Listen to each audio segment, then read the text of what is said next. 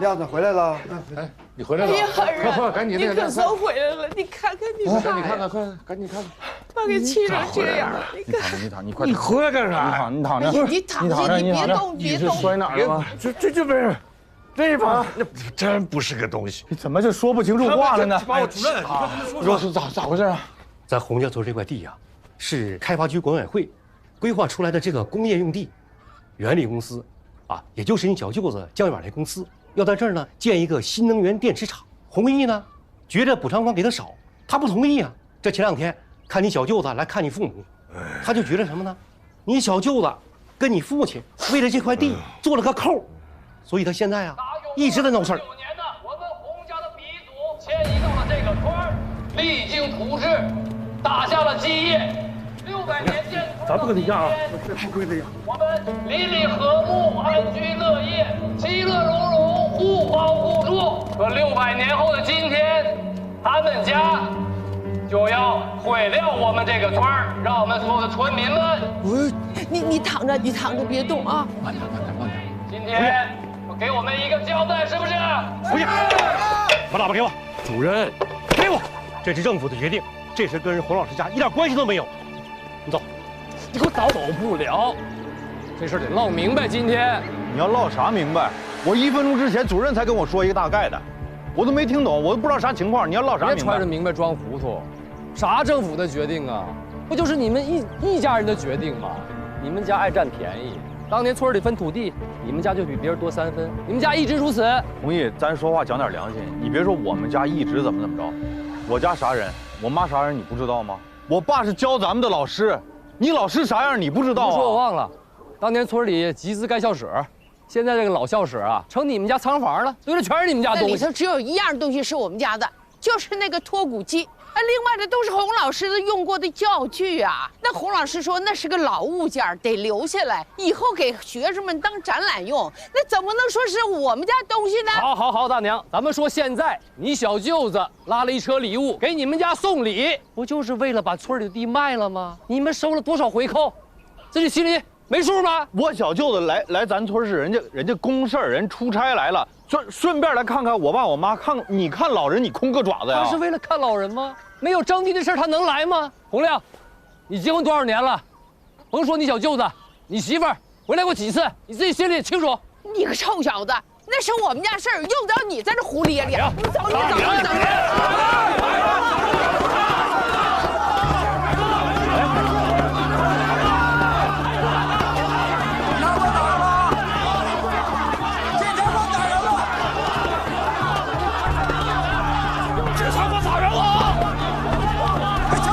欺负老百姓，他不是我们村的，主管。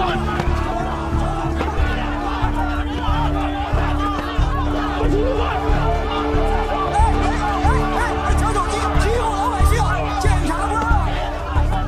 检察官呢？我对不起你这身衣服，公平正义，全村的骄傲，你就是村里的败类。我以为你会出泥而不染，你比污泥还脏。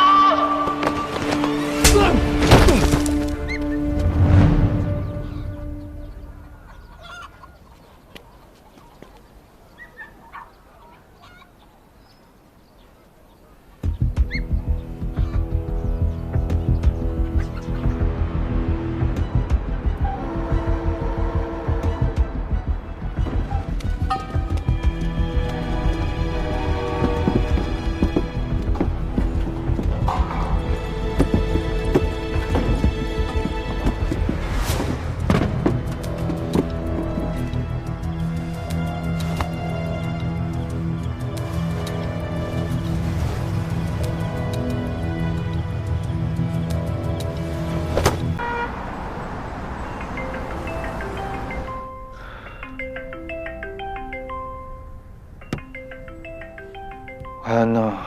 领导来电话，肯定让我跟他汇报工作了。哦，那需要我跟你一块汇报工作吗？建议回避。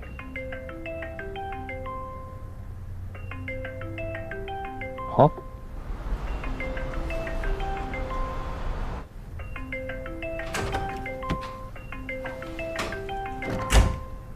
哎，老乔的视频你看了吗？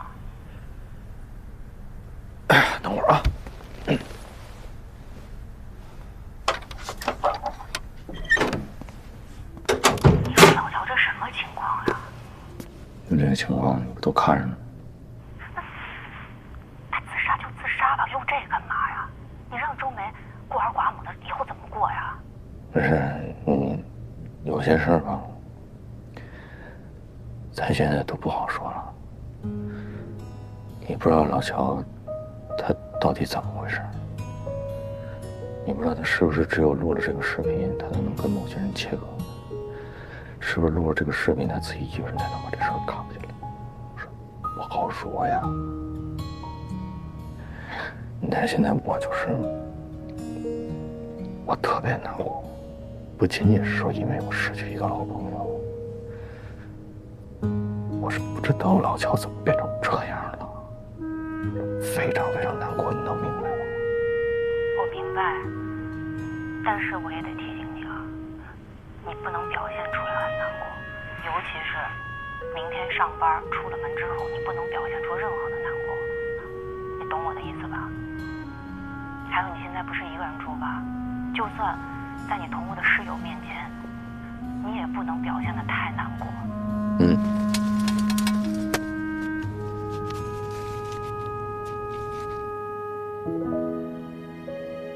洪亮啊，你要实在绷不住的话，你来北京啊。咱们小两口关起门来，你怎么哭都行。但现在你不能哭，知道吗？我知道。你千万一定要记住我说的话，好吗？记住了。当然，肯定的呀。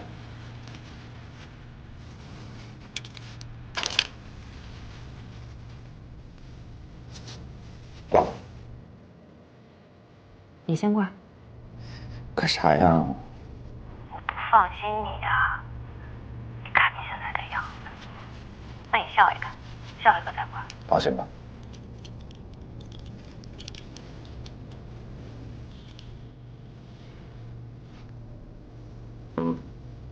好，行啊。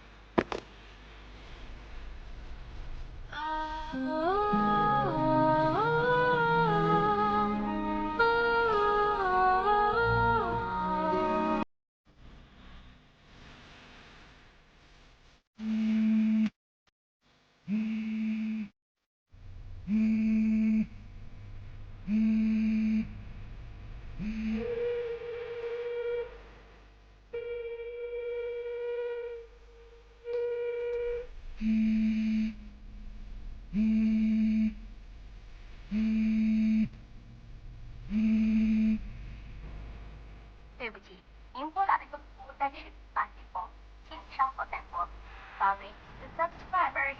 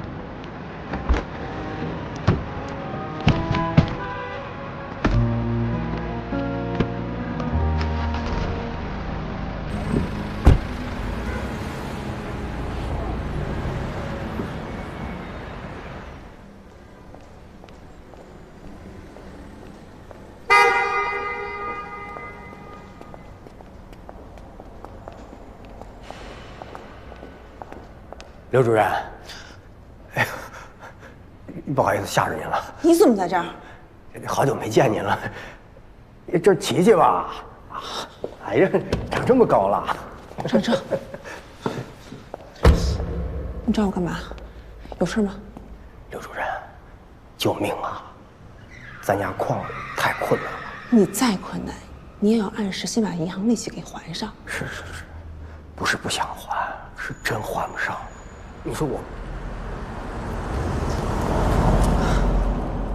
说我哥现在在里边，丢了好多老客户，铜镍矿的开采这事儿也停下了，也耽误了。那是你们经营问题，你找我也没用，我也没有办法。你们要自己想办法解决问题。主任，我能想的办法全想了，我现在是真的一点办法都没有了。你说我哥这个事儿，他迟没个结果，他这事儿没结果吧，别的事儿都推进不下去。我找您就想让您帮忙，跟开发区那支行打声招呼，咱那个还款计划能不能重新拟一下？你让我们还款。你哥要是不涉黑，这都好说；他现在涉黑，你们在整个银行体系就没有了信誉。说实话，当初要不是我们管委会替你们担保，人家早起诉你们。所以说呀，主任，您这是。您不能撒手不管呀！那我也给您交个底儿，要真这么耗下去，那咱这矿那就得破产。那要真破产了，别说利息了，本金都还不上。那毕竟当初也是您做了担保。天，不是我个人担保，是管委会担保啊！我没拿1分钱，一切手续合法合规。这里头没有我个人什么事儿，你给我搞清楚行不行？我明白，主任，我的意思是啊，如果这3个亿还不上，那咱区政府不也是财政损失吗？您作为担保也不可能一点关系都没有，您又是领导，肯定不想面对这个结果嘛。我说您让银行稍微松手。你让我先想想行吗？我要知道了。拜托了，拜托。还有，以后别来这儿找我，有事区里说。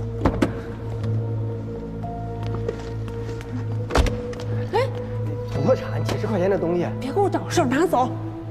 哦，那拜托了啊，主任。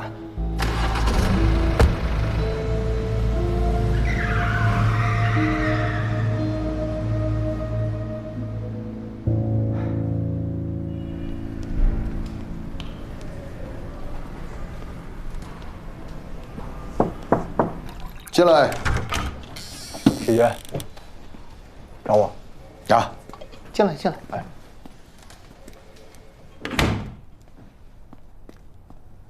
是这样的，今天啊，分局的同志会去找周梅签字，我估计家属挺难接受这个事儿。你跟着去一趟，帮着做安抚工作啊。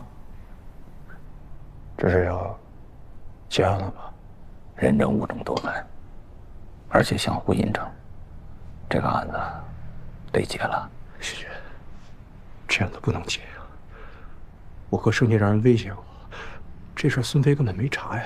还有，他们说我哥喝了1整瓶白酒，我哥滴酒不沾。您合计这事儿，他怎么可能自己喝完了1瓶白酒，跑到永清河边上去呢？还有，行了，你说的这一切都是没有证据支撑的猜测嘛？没有证据，咱们可以调查，咱可以印证。对吧？他孙飞不查，咱可以把这案子拿回来，咱让市刑侦支队查。再不济，您把这案子给我，我问过您我哥生前的行动轨迹、通话记录，您不让我碰，您不让我沾呐。王连长，你在部队不是这么教我的呀？啊，您怎么到了地方您都变了呀？咱们公安现在就这么办案子吗？随便找点证据拼凑在一块儿就要结案，这不是草菅人命，这不是同流合污吗？田丰，你疯了你！胡说八道些什么？作为一个警察侮辱你了。部队有部队的纪律，公安有公安的规矩。这个案子是人分局查的，你不能因为你不满意你就推翻了他呀。再者说了，孙飞抢走的案是谁想拿就能拿回来的吗？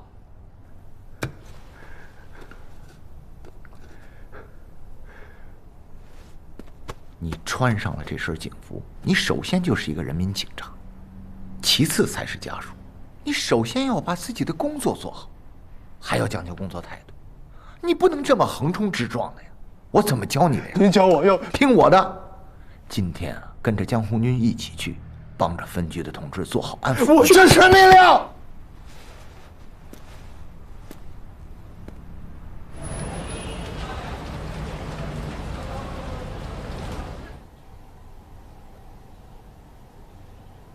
少尉，这份需要您在这儿签个字，然后这份是给你的。签完了之后，拿着这个通知书到殡仪馆，就可以把遗体领回了，就可以自行处理了。我签了，是不是就不查了？结案了。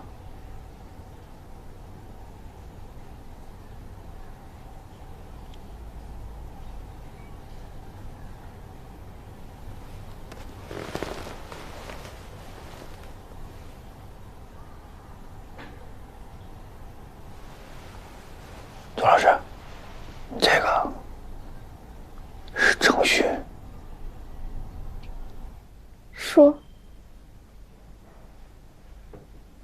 我爸不可能自杀的，对吧？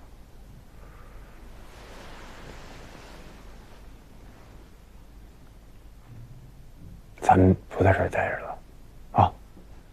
下楼，下楼说跟你说。我妈妈不能签那个字。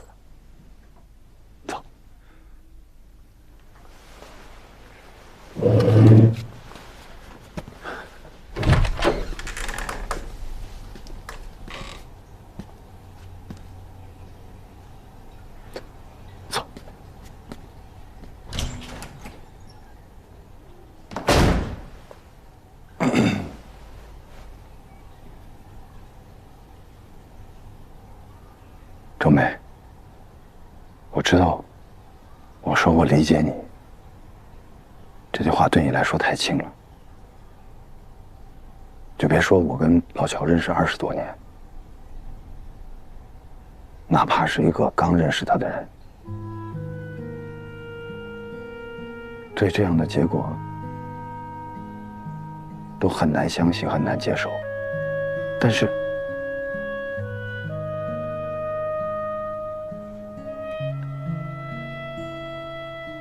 签了吧，好吗？签。能给老乔开个追悼会吗？他干了快20年检察官，他是党员，得穿着制服，该当齐总。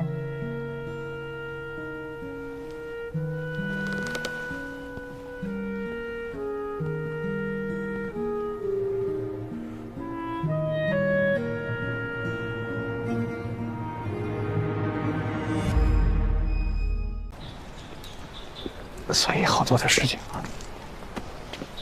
要学着坚强的面对，啊。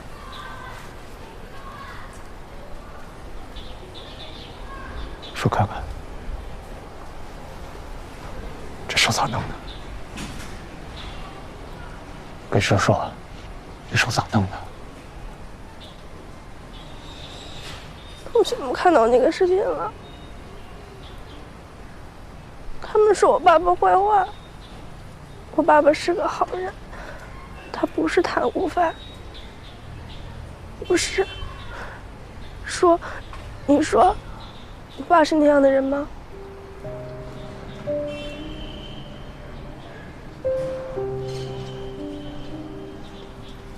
你爸爸当然不是那样的人，当然，你这个大人会发现。这个世界上好多的事情都不是你想象的那样，所以你永远要相信，你爸爸就是这个世界上最好的。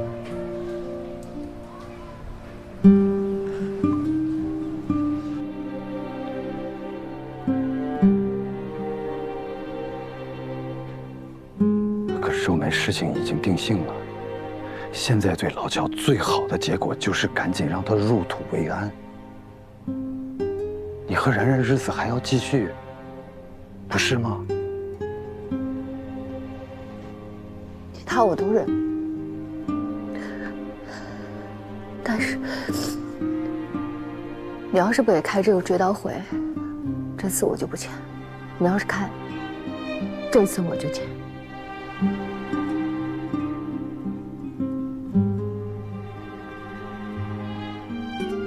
钟梅，我知道你很难接受。钟梅，这件事情我们要冷静的去想。我希望你真的能冷。你走，出去！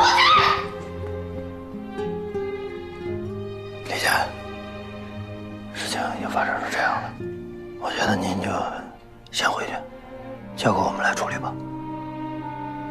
有结论了，第一时间赶紧汇报。李姐，我们先回去吧。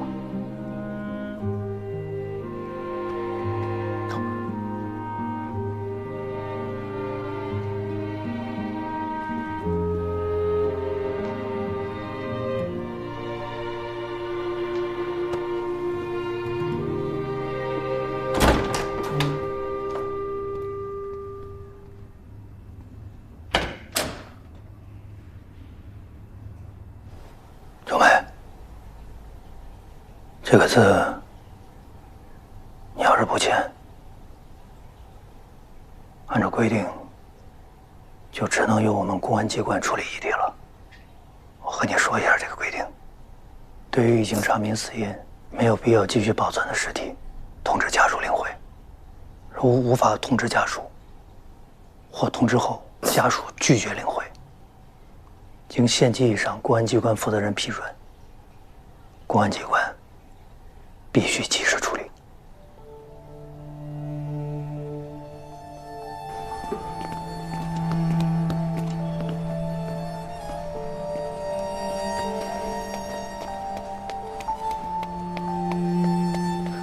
我去趟市局，你们自己回去吧。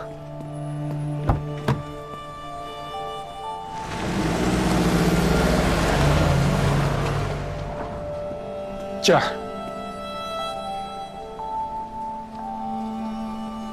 签了吗？你觉得呢？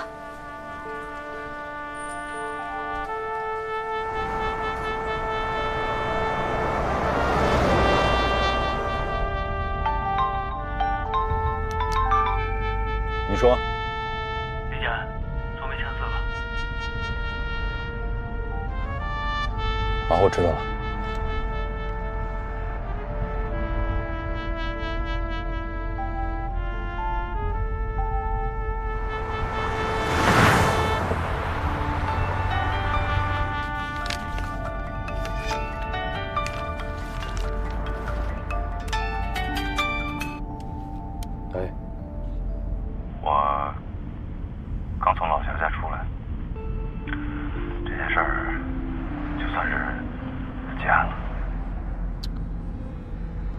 怎么说？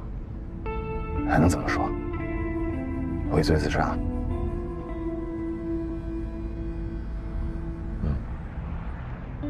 我觉得周梅还是想给他办个告别会。日子定了，我的意思是咱俩一块儿去，行吗？咱再说呗。什么叫再说吧？咱俩一块儿去，送他最后一程。这事儿就算是翻篇了，行吗？好，先这么着吧。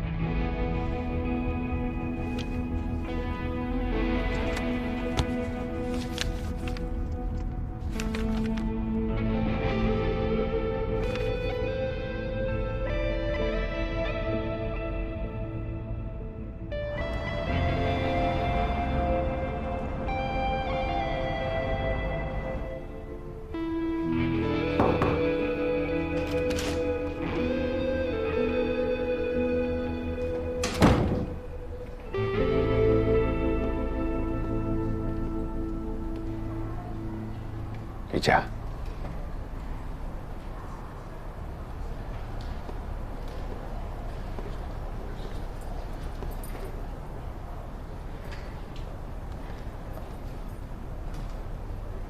还顺利吗？嗨，有什么顺利不顺利的？说这个，李姐，我也想自我批评一下。我跟老乔在一起工作了这么久了，我怎么就没有任何的察觉呢？我在党政联接这一块还是放松了，我也有责任，跟你没关系。我就是一直想不明白，老乔怎么就变成这样了呢？其实我跟夏爸一样，我也一直想不明白。后来我媳妇儿跟我说了一句话，我想明白了。她说人是会变的。不过老乔这件事情给我敲响了警钟。我们是司法人员，也是法律监督机关，我们一定要时刻警惕，谨防腐化之风的侵蚀。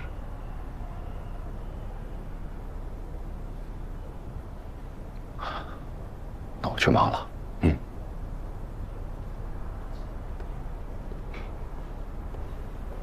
老谢，你不会有什么问题吧？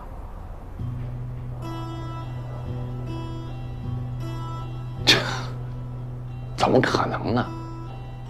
我什么人你还不了解吗？我都这个岁数，我就想着能够顺顺利利的退休。目前我的任务就是要把万海案给办好。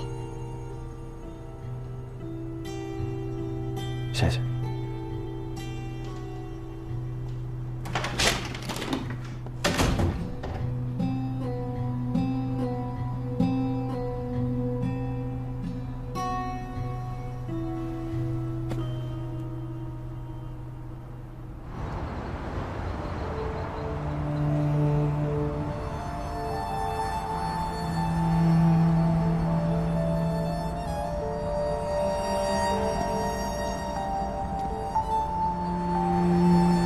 洪老师，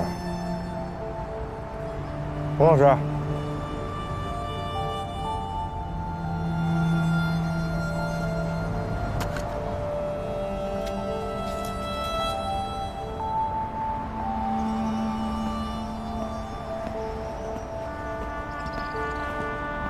咱先上哪儿去呀？回去。回哪儿去呀？回去。啊？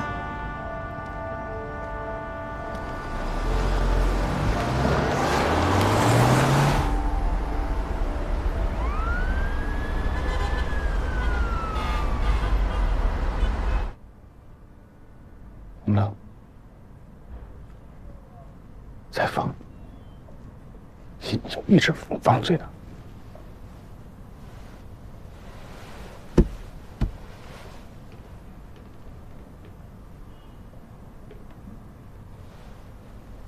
咋样？像，确实像，对吧？像光晕。姐，你家光晕拉丝儿啊？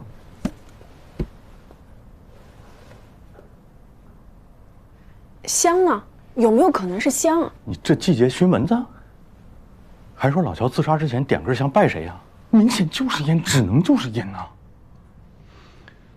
我已经给家属打过电话咨询了，老乔这10几年就是一口烟人家都没抽过，哪怕是最后那几天，现场所有的物证当中，车里边没有烟头、打火机、烟盒，跟吸烟一点关系都没有，它就是烟，说明什么？缩小，原比例，烟从这儿出去的，说明这个地方或者是这块有一个抽烟的人。洪老师，你别吓人啊！我吓你干什么？我当时想到这点的时候，我浑身汗毛根都立起来了。说明啥？只能说明一点，就是老乔被人弄死的。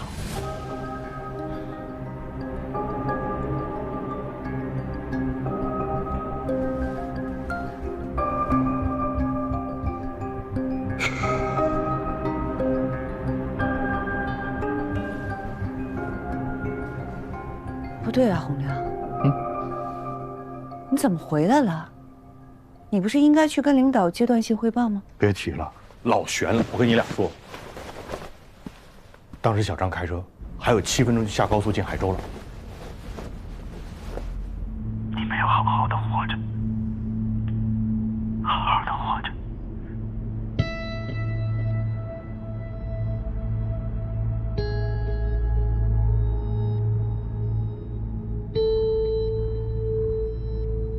海恩呐，哎，最近地方给我停下来。好。我及时的发现了这个疑点，我迅速反应，迅速判断，及时处置。然后我说小张，就从最近出口，你给我下去，下去之后你盘过来，马上掉头回到这儿。别掉头啊！一直往前开呀，去向领导汇报啊。不能，我做的是阶段性的情况汇报。你这领导一看啊，说你这个阶段性的情况不完美啊，有疑点有反转呢，那就说明你在阶段性的工作当中你不认真呐，对不对？那所以那领导不得。你这个疑点是在路上发现的吧？对不对？那领导不会怪你的。你就应该直接交给领导，衣服一脱去北京，工资翻3番，奔向新生活。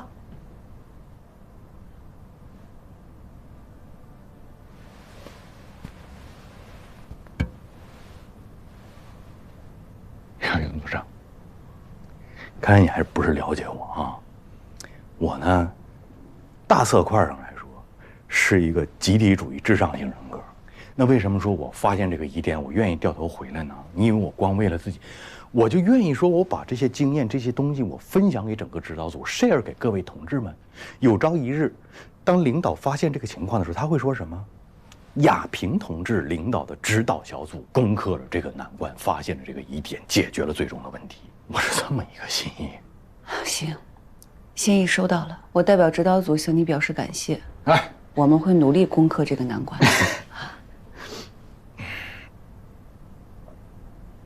你可以走了。啊？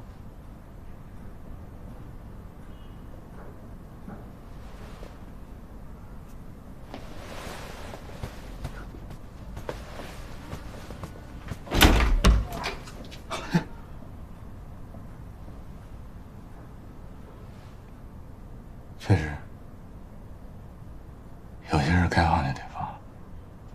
哎，总要给同志们一个更多的成长和锻炼、学习的机会嘛！哈哈。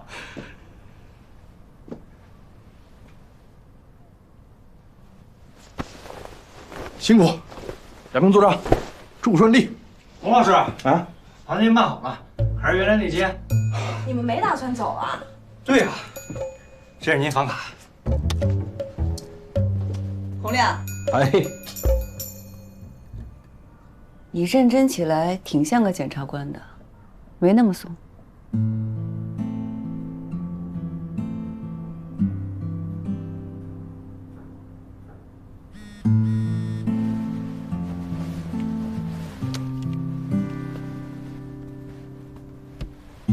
洪老师，您累一天了，早点休息啊。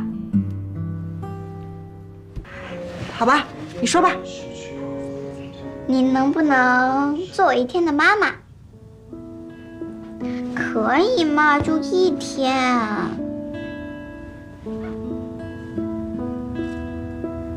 答应你。妈妈，傻孩子。我回来了。爸爸，你回来啦！哎，你回来了，我正要给可儿做饭呢。哎，不用，你接孩子陪孩子够累的了，我来做啊，歇着。想吃什么呀，可儿？我想想，红烧猪蹄儿、红烧牛肉、辣子鸡，还有蓝莓山药，就这些。没了。啊。那我抱歉的通知你啊，刚才点的菜一个都没有。啊？但我只能说我现在有的呀，我吃现成的。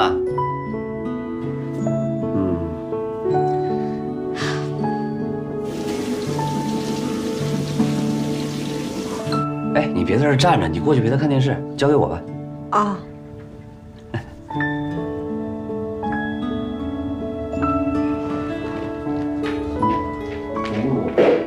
妈妈，你陪我过来看电视吧。啊？怎么啦？哎呀，怎么啦？你不是答应做我妈妈的吗？妈妈，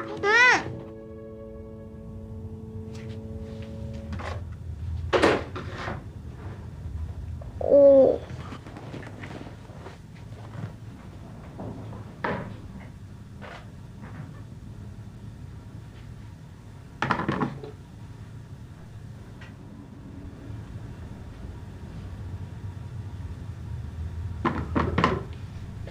凯英啊，要不别做了，咱们点外卖吧。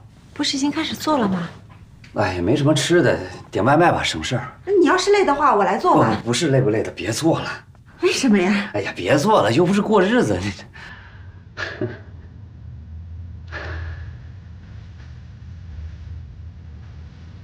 可儿，我干妈突然想起来有点事情，那个我先去忙了，你要吃什么自己跟爸爸说啊。啊？我先回去了。哎，其实点外卖很方便的。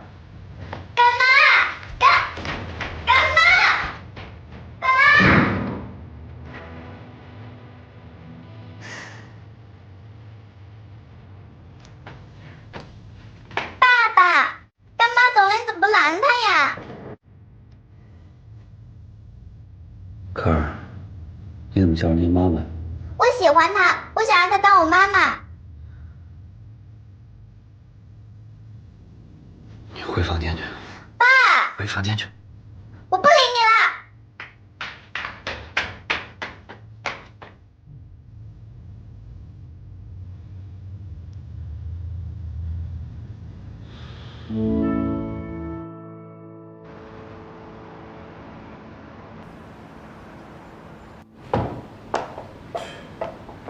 你好，还营业吗？哎，营业啊，随便坐啊。好，谢谢。文静，余处，哎，你怎么也在这儿呢？这真是巧了哈！哎，您居然跟余处还认识？是啊。快请坐，请坐。来，喝点茶水。哎，吃点什么呢？我这什么面都有啊。哎，余处回来都吃牛肉面，要不你也来一份？那我也来一份一样的吧。好嘞，马上啊！余处，您是吃完了？啊，我测一下啊。余处，真没想到能在这儿遇见你。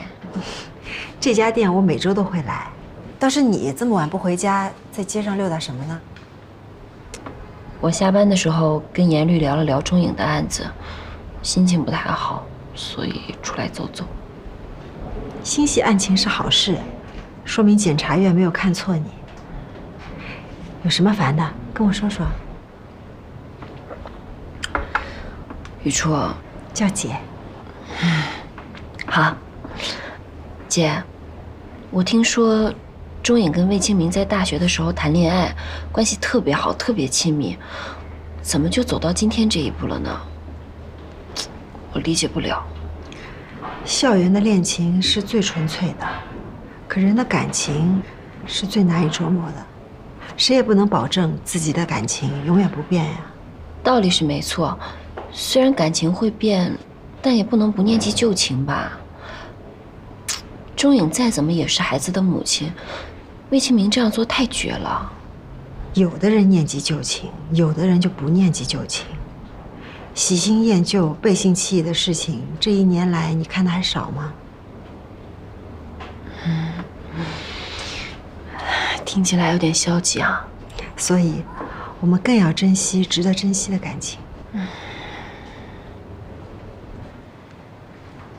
你怎么样啊？我？任律师回来了。你怎么知道啊？你那点事情，检察院谁不知道啊？我平时挺低调的吧？低调，可没看出来。不过这1年以来，你确实成熟了不少。啊？我不会是老了吧？没有。文静啊，我一直都特别喜欢你的性格。什么性格？暖洋洋的，像个小太阳。你总能看到事物最好的一面，这说明你父母给你的世界非常的安全，这样你的世界就很明亮。姐，你知道被偶像夸奖是什么样的感觉吗？什么感觉啊？就是我现在这种感觉。你还没回答我啊？我已经不想答了。你对面坐着的是一位检察官，你觉得你能骗得了我吗？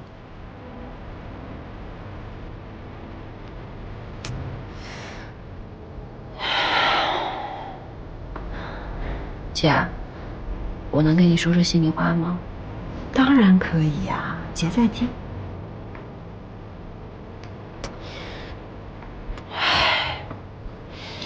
其实吧，我也不知道我到底在想什么。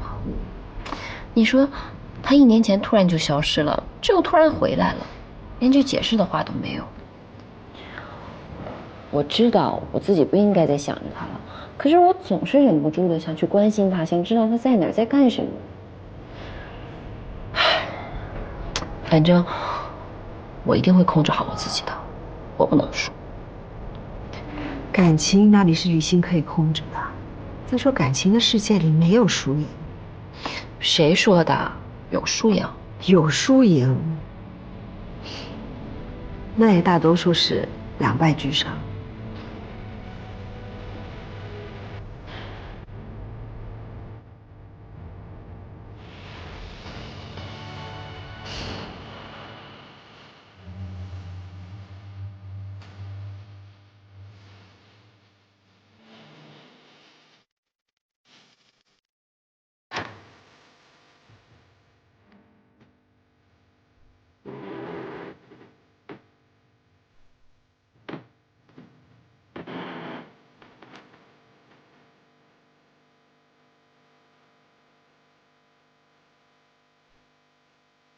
怎么在这儿睡了？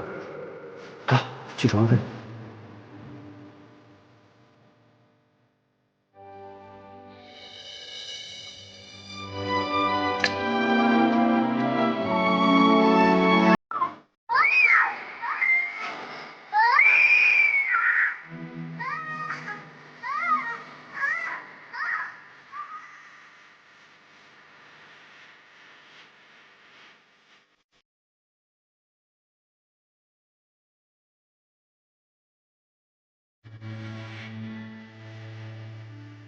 每次来都带那么大一车东西来，真的是太谢谢你了。院长，你也别这么说，我这不是好久没来了嘛，而且我带的东西都是孩子们他们目前能用得上的。你要是不想让我带，我把钱给你，你自己去买也行。哎，别，还是随你，随你。孩子他们都在哪儿？多多还好吗？啊，今天来了2个义工，陪孩子们在教室里面玩呢。义工。黑黑的天空低垂，亮亮的繁星相随，虫儿飞，虫儿飞，你在思念谁？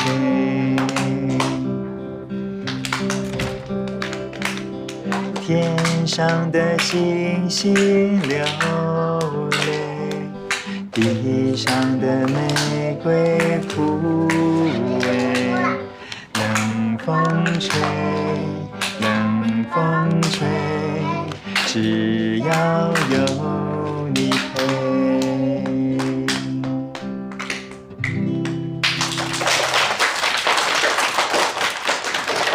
有的姐姐。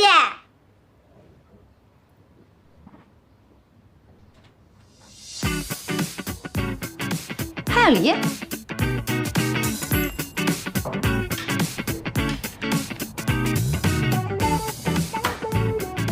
没想到在这儿还能碰到你啊！哎呀，我也是最近才在这儿做义工的，这都能遇见，真的是挺有缘分的。缘分？谁跟你有缘分？你是跟踪我吧？不是，冤枉啊！今天明明是我先来的，要跟踪。也是你跟踪我吧？我跟踪你，调查你奇形怪状的生活吗？哼，骗子！我可没有骗你啊！上次是你自己说。姐姐，这个好难啊，我不会。没事，姐姐帮你。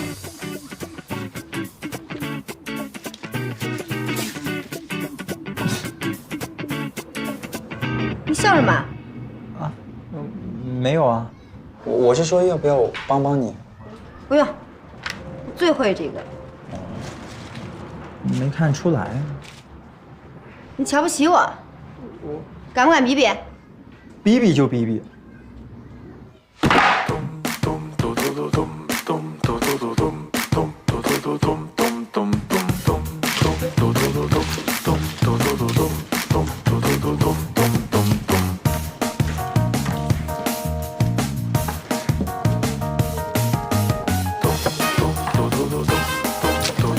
我这。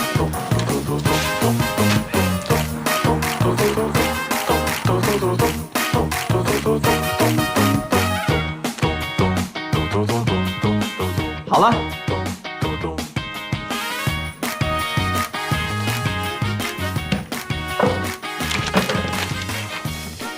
我也好。你这个是什么东西啊？我这是艺术，你懂吗？你看你那个规规矩矩的，怎么让孩子发挥想象力啊？我这就不一样了，我横着也可以看，竖着也可以看，倒着也可以看，这是创意，这才是艺术品。姐姐，这就是艺术啊！这，哎呀，是吧？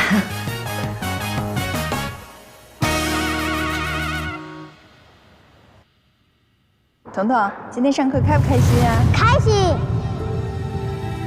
彤彤，我们以后再也不分开了。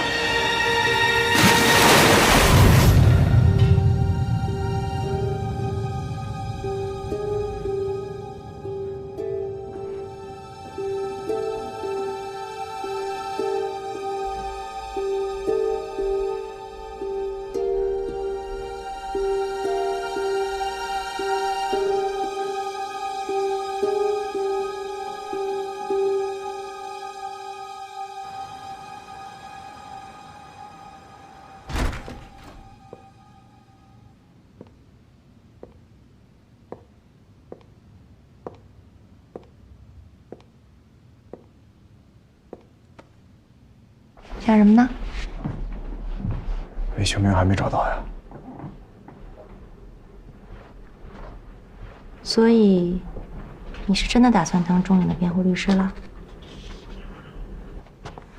他撞了你，你不追究他也就算了，还要去给他当辩护律师。有的时候，我是真看不懂你啊。我就是不想让1年前的好多事还纠缠着我。现在外面好多人都开始说咱们律所的坏话了。他们说坏话，根本不值得我在意。我在意的人只有你。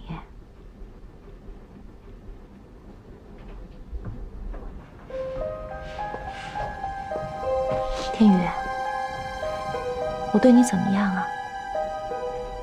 我为了你，把孙超开除了。任着你的性子去了米兰1整年，对公司不闻不问，也算仁至义尽了吧？可是你毕竟是咱们律所的律师，你答应我的 CBD 计划1整年了，我一点水花都没有看到。没错，你是帮我舅舅打了官司，很大的忙，可是我的损失无意景是不会补偿的。所以，如果你再不把心思放在工作上，我可能就等不了你了。开始不相信我了是吧？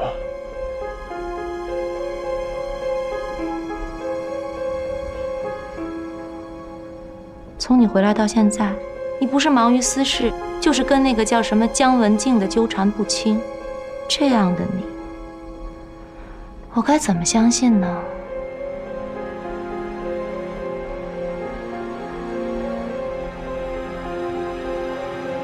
其实我觉得你根本就不用去当这个辩护律师。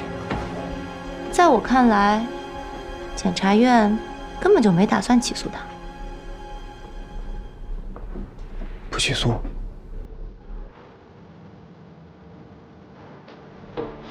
钟颖已经醒了，那我们是不是？是，网上的舆论太猎犯，公安机关把案子移送过来。钟颖目前还在公安医院，虽然人已经醒了，但是情绪非常差。一直在问他的孩子有没有找到。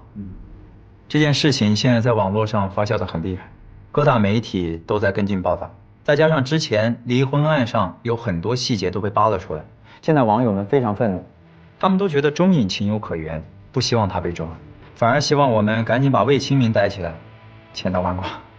媒体和网民关注的是新闻爆点，检察院要做的就是公正的执法，是否对钟颖提起公诉，不能被舆论绑架。尹初，以钟颖现在的状况，我们要是起诉的话，会不会太……不讲人情味是吗？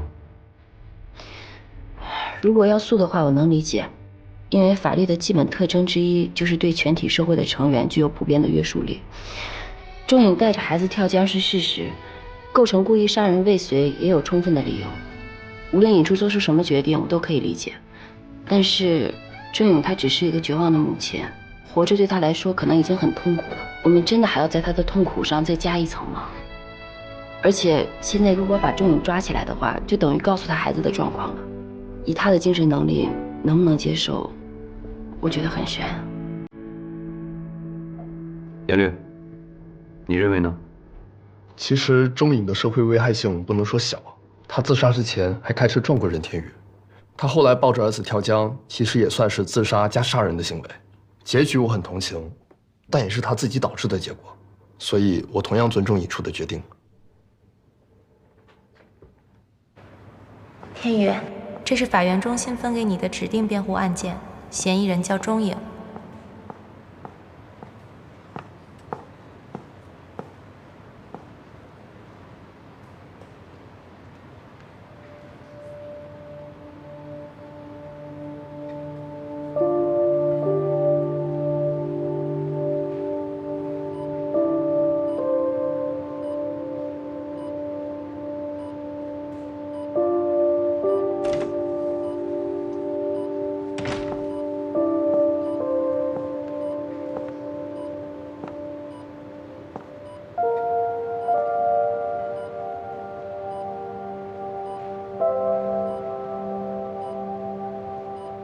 是你，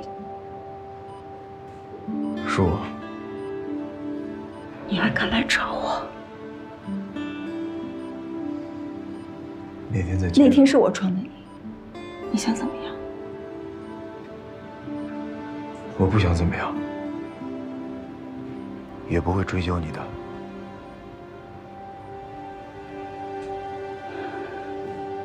你以为你这样，我就会感激你？我告诉你，我后悔让他们救我，我宁可我死了。我最后悔的是，我当时没撞死你。就没有考虑过自己的孩子吗？别跟我提我的孩子，任天宇，都是因为你害成我现在这样，这都是你一手造成的。别这么激动好吗？这样做对你没有任何好处。我还要什么好处？我什么都没有啊！我告诉你，我现在就想去死！我要拉着你跟我一起去死！我要是你死在我前面，任天宇，我做鬼都不会放过你！你不得好死！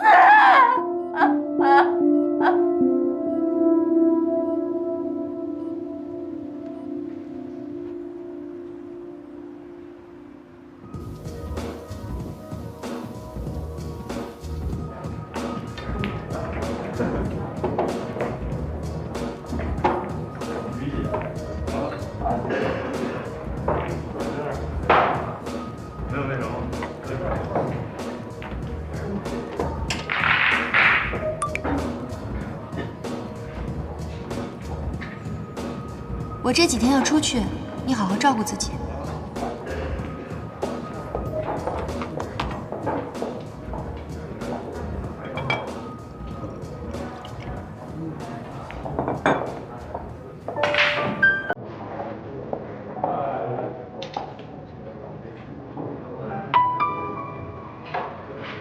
爸爸，大人会犯错吗？当然会了。人生在世啊，总会因为这样或那样的问题，犯很多的错误。那该怎么办呢？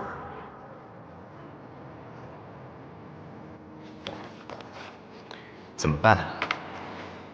当然是应该真心诚意的认错道歉，求得对方的原谅。爸爸，我真心诚意的向你道歉。我刚才玩球的时候，把水族箱打破了，里面的鱼都跑了出来。爸爸应该会原谅我吧？爸爸当然会原谅你了。不过先让爸爸打一顿你这个臭小子！你竟然敢啊！把这我的血直接打破了！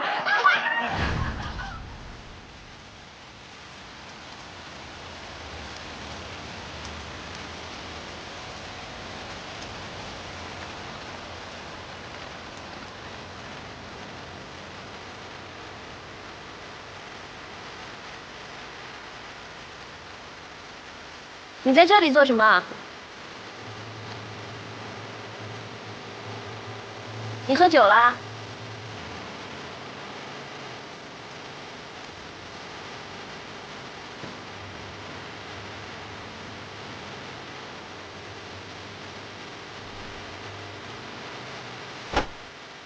文清，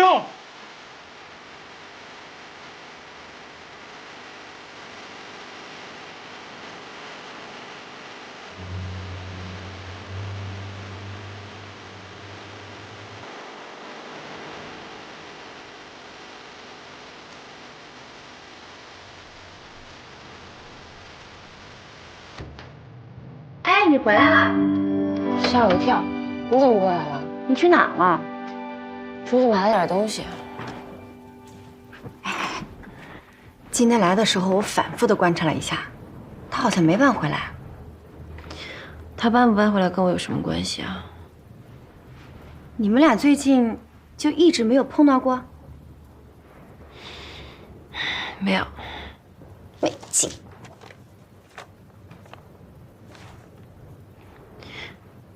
哎，你前几天去福利院碰见潘小黎了？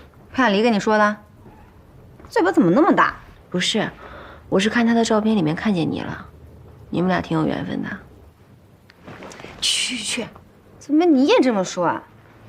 这一年我早就没理他了，碰到他是个意外啊。现在我的心里只有网上的那个小哥哥。潘小黎人挺好的，他这么多年一直去福利院做义工，而且风雨无阻的。不过说实话，上次我在福利院碰到他，确实对他有点改观。可惜他太呆了，一看就不懂浪漫，怎么可能适合我啊？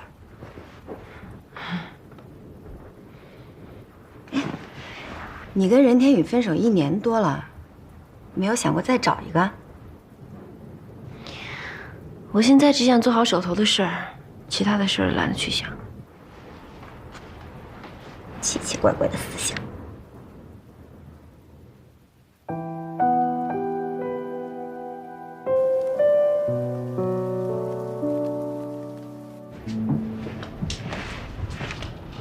江文静，你到底什么情况？什么情况啊？你真的不喜欢那谁了？是啊。不信，怂。我告诉你啊，不能原谅他的不辞而别。你找他问清楚呀，问不清楚就骂他。你什么都不表态，让人家怎么办？都过去这么久了，哪还有什么原谅不原谅的？就这样吧，挺好的。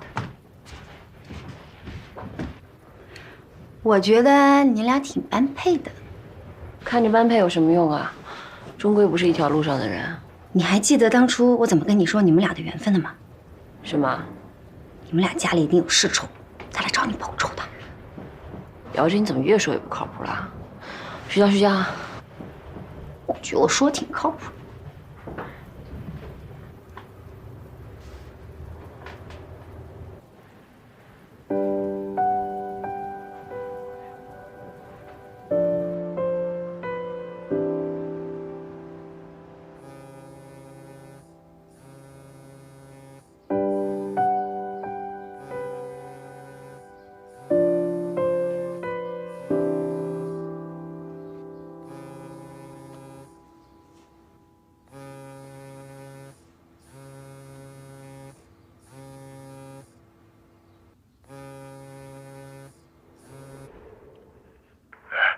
任达律师，虽说我们律所承诺给你最大的自由，但是你也不能不来上班，连招呼都不打一声啊！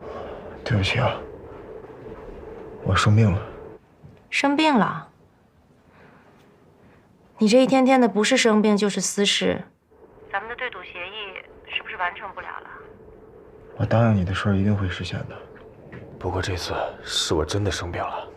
好吧，那你好好休息，争取早日康复。我在律所等着你，你可别枉费了我一片苦心啊。好。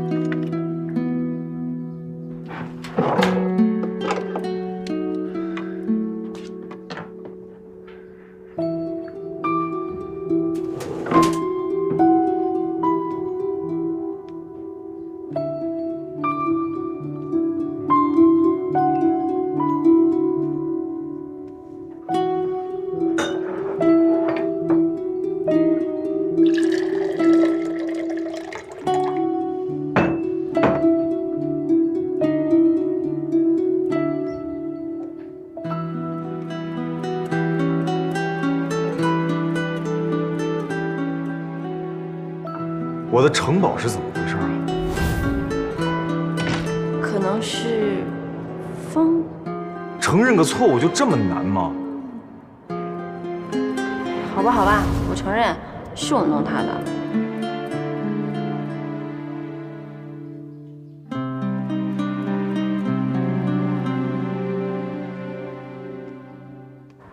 好消息，公安医院判定钟颖情绪不稳定，已经带他去做精神鉴定了。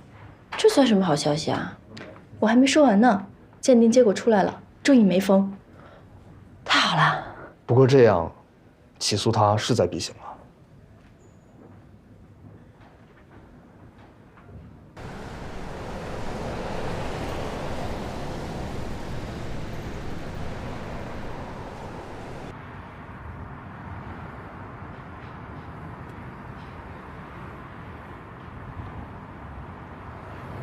可儿她好了吗？哦，已经没事了，挺好的，就是老吵着要见你。还是个小孩子，你真的要多陪陪他。是啊，我是一直想陪他。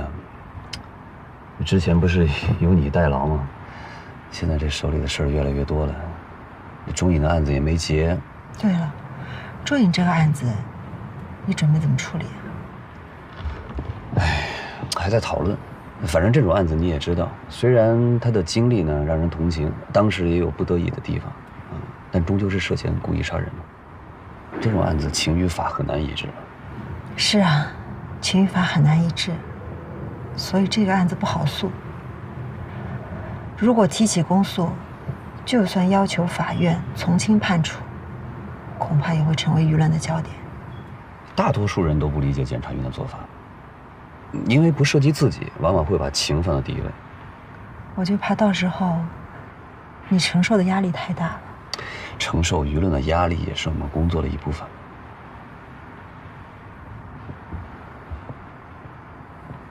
听说他们两个也是校园恋情，风风雨雨10几年，谁想到最后会走到这一步？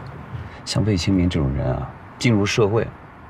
这个环境一改变啊，再加上多种诱惑，那虽然初期可能会有良心的谴责、道德的约束，但时间久了肯定会变，不会再顾及旧情。是啊，人都是会变的。那人当然会改变了。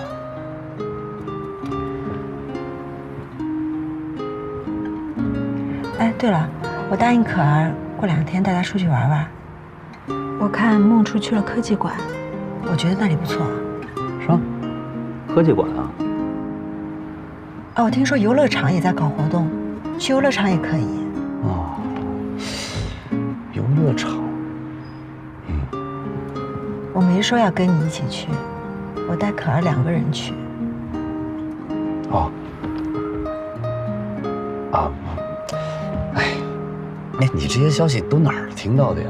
我怎么什么都不知道啊？你平时又不关心这些。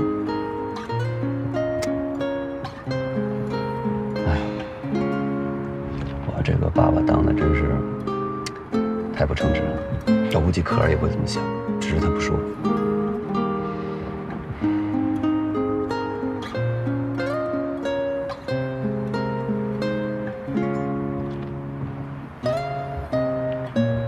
我还是要说谢谢啊！虽然我知道我这么说你会觉得我很见外，但是我真的想说谢谢，因为你实在是想的……哎，谁说人都是会变的？你看这些年你就没有变，你一直坚持对我说谢谢。哦，我也可以变。不用变，这样挺好的。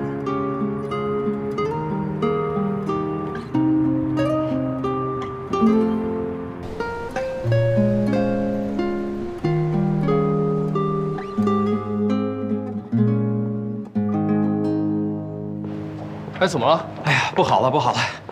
尹处和孟处杠上了，两个人都嚷起来了。是检查脚部的孟处，钟颖的案子吗？是啊，尹处主张对钟颖相对不起诉。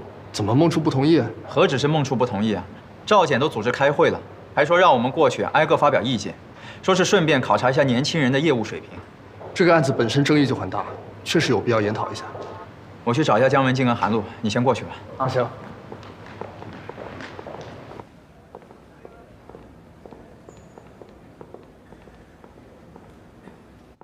尹川，虽然这个案子不是你们一部的，但是作为检委会委员，你也应该负责任地发表意见。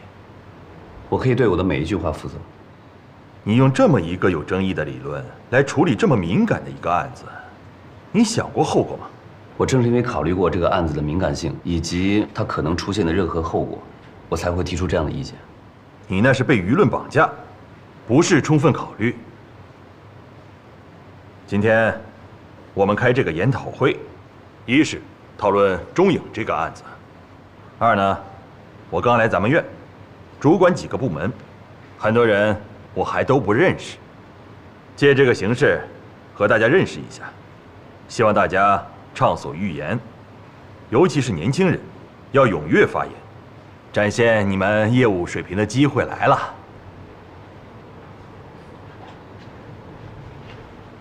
尹处。走，那你先来吧。赵检，这是我的助手，检察一部的潘晓丽。啊。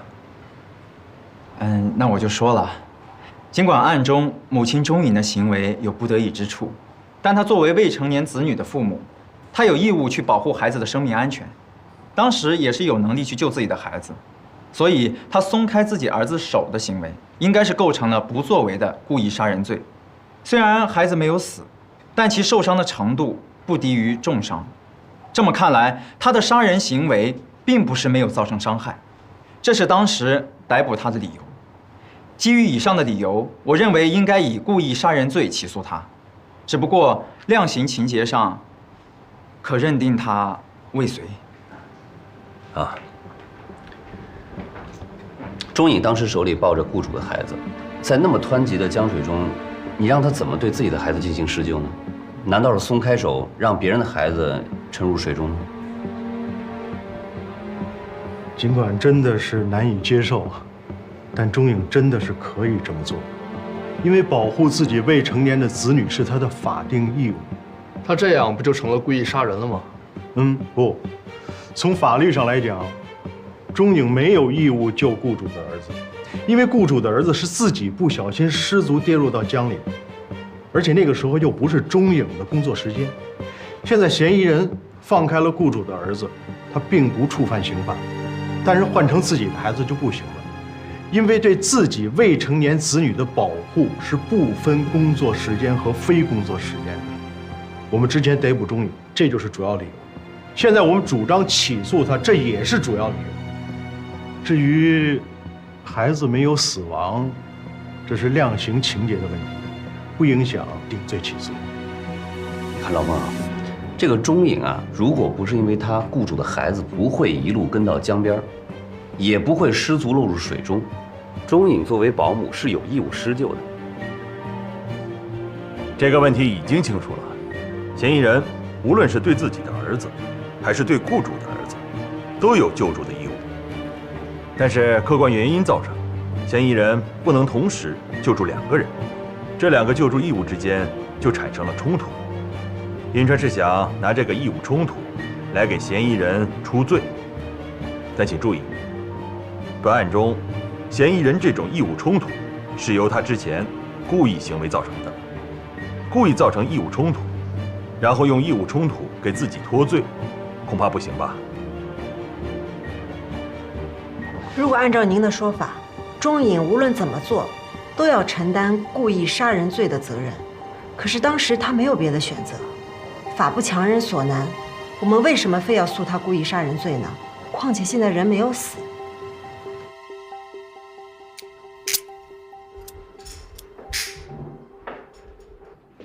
你们要带我去哪儿？你不是一直说要看看孩子吗？谢谢，谢谢警官。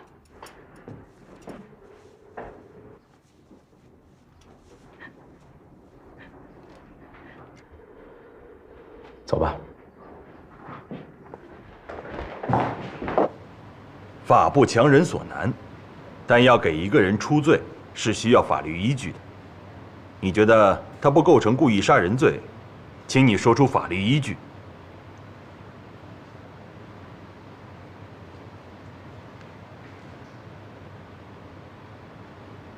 还有谁觉得定不了罪的，都发表一下意见吧。从你开始吧。我还没有想好。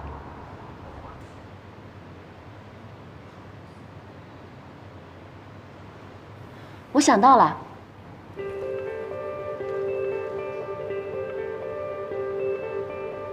啊，张姐，这也是我们检察一部的姜文静。啊。钟颖是为了让一个生命免受到正在发生的危险侵害，但钟颖跳下江救人时，忘记安顿好自己在岸边的儿子，一股脑的带着儿子也跳了下去。这是疏忽大意的过失，最后导致儿子重度昏迷，受伤程度不低于重伤，构成过失致人重伤罪。这只是一个相对较轻的罪名，被害者是他的亲生儿子，他内心受到的折磨远远大于我们对他提起公诉的痛苦。所以我认为可以对他相对不起诉。生命和生命能比较吗？在特定情况下能。什么特定情况？如果不牺牲这个人，他也活不长的话，并且是在非正常的情况下。你怎么就能确定钟颖的儿子必死无疑呢？但也有可能他们3个人一起沉下去。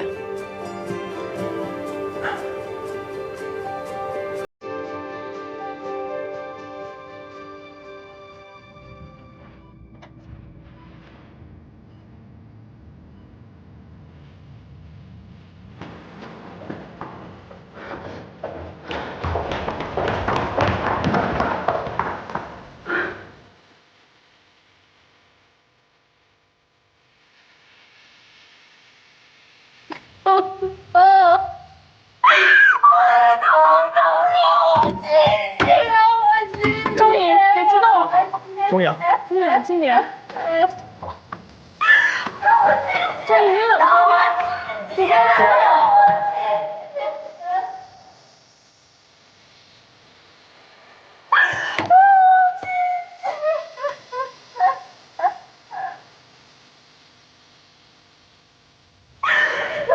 颖，钟颖，你别这么激动，别激动，这只有说。